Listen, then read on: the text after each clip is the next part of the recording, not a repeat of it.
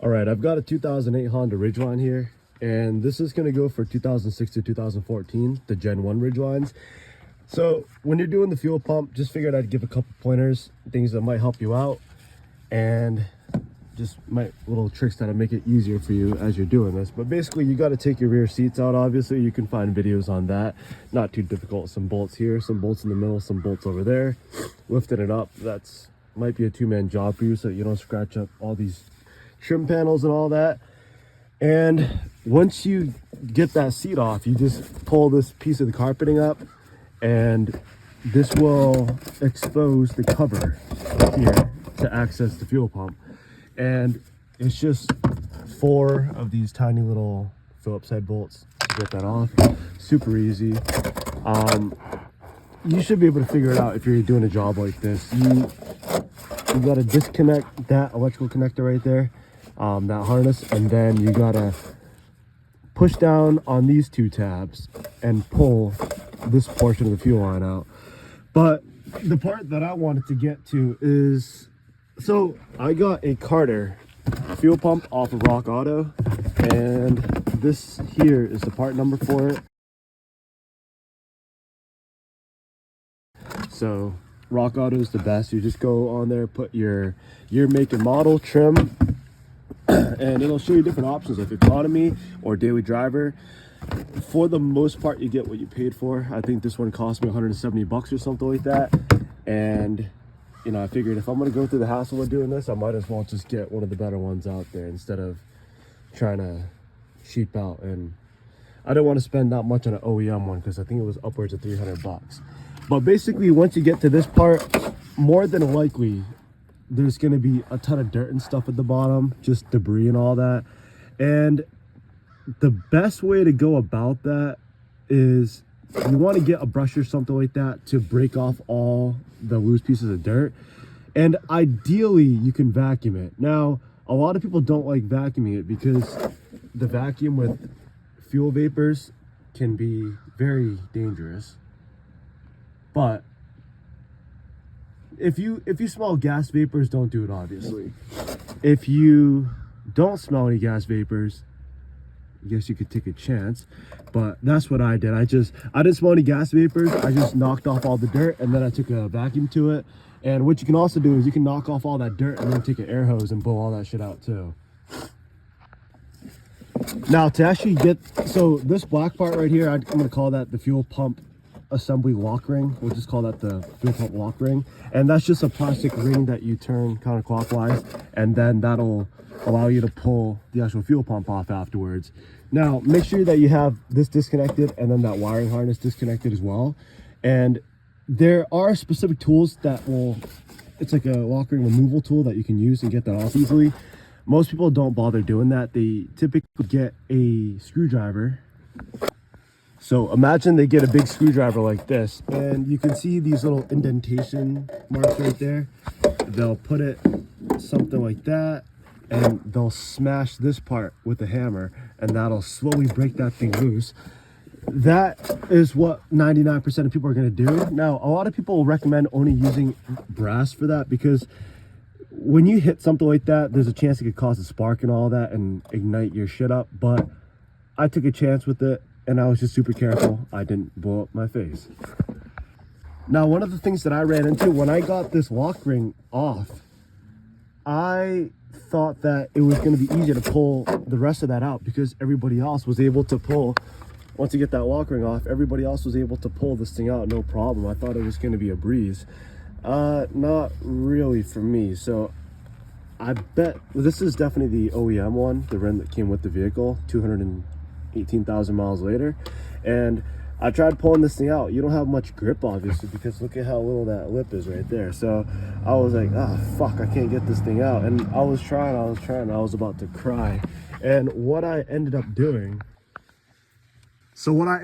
because I couldn't get that off, imagine the lock ring is off there now.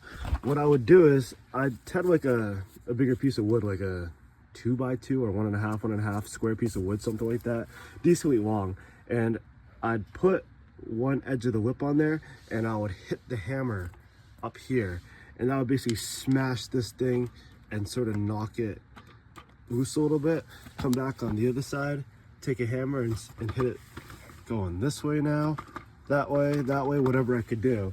One thing you got to be careful of is if you do that, don't put it here and pry on it, because you see that mark right there? It's not, let's see the camera focus, it's not strong at all. It's just a thin little piece of metal. You can see all that is nice and uniform, sort of from the factory, and then you got some indentations here because I pried on it like a dumbass. So don't do that. Just take your time and work that thing back and forth. Try not to mess this up, especially if you got a rusty piece of shit like me. But yeah, keep that intact. Just take your time, and hopefully that'll knock it loose. Then you'll be able to pull it out afterwards. So once you got that fuel pump loose and that thing can come out, you see this little float right here. You can't just pull it straight up because the hole is only like this size. So you're gonna have to pull it upwards and sort of maneuver it out. You'll be able to figure that out. One thing I'd highly recommend you do, this entire spot right here, put cardboard or towels or a blanket or something like that, because when you pull this thing out, it's gonna be dripping fuel all over the place. And the last thing you want is for that to get into your carpet, although you might get a couple drops here and there. Just look out for that part right there. So I just pulled up a picture of a fuel pump just to demonstrate what you're going to be dealing with. You got to put the O-ring or that gasket seal thingy onto the neck of the fuel pump when you put that in, and you'll see what I mean. So you're going to slide that on there, and the top is a solid surface, but the bottom is like a V shape all the way around. So it's like a double layered thing. The best way I can sort of, I guess I threw mine away. So the best I can sort of demonstrate it is the top is going to be solid. You can just slide that in, no problem. This bottom part though, it's gonna be like 2 layers all the way around. So you want to put some sort of silicone grease or O-ring grease, ideally automotive type, on that surface right there, just on the outside. And that'll help it go in smoother as well, and that's just better for longevity. But one of the issues that you're going to run into when you take this thing and you start putting it back into the hole for the fuel tank, these outer edges, if they don't go in perfectly, they might sort of start to fold over, and it'll be like 3 layers. So you've got one outside layer and then one inside layer. If that thing doesn't go around smoothly into the fuel tank, you're gonna have that thing folded over to the edges, and it's not gonna be a nice smooth seal. Like the way that it looks right there is exactly how it should look when it actually sits into the fuel pump. So I guess the way to describe it is, if you were to put it down and you didn't have the whole outside edge looking good, it would start to pull up on you, and it would end up going sort of like that, and it would end up folding over, if that makes sense. Most of these should have a flat plastic little spacer looking ring that's going to go underneath the lock ring of that fuel pump. One thing I want to tell you guys about, I don't know if it's me or if it's other people or what. So this lock ring here, obviously the new fuel pump assembly came with a new lock ring, and this is the old fuel pump here. I threw that new fuel pump inside the vehicle, and so that new fuel pump went in, and I put the lock ring on there, the Carter lock ring. I started screwing that thing in. It kind of stripped out or something, because I'm very, very careful when I start throwing things in, and that thing was going in smooth, and then it pulled. The moment I got a little bit of torque on there, it just gave out. So that kind of made me shit my pants, and I just ended up putting the original Honda one back in there. I screwed that thing in there, hit it with the chisel, the hammer, the flathead, got that thing tightened up. It's all good to go now. So that's one thing you may have to do if the Carter one doesn't work for you. Just be careful with it though. So once you got everything back in, you don't actually have to tighten up that cover yet.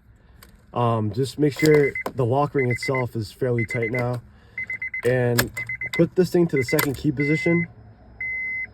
Listen for it to make sure it actually primes. You might have to do that 1 more time or 2 more times. Give it a start up, make sure everything is all good. Come back here and make sure it's not pissing fuel all over the place. Make sure everything sounds like it's good. And you're gonna more than likely have dropped a little bit of driplets of gasoline all over the place. So what I would actually recommend you do is just keep everything off for now. Don't reinstall or anything right now. You don't even really have to put this thing back in yet. Because I had stuff all over the place, I just took activated charcoal bags and put them all around the area, put them inside of there, soaked up the fumes, let my doors stay open and all that. And what I would actually do is I'd recommend you keep the seats off just for a couple weeks or a month. In the rare case that something fails shortly after, you don't have to take everything back out and redo that part of the process. You can just attack it again. But yeah, that's my tips and tricks to you guys, and all I can say is just be careful, take your time, and it's really not too bad.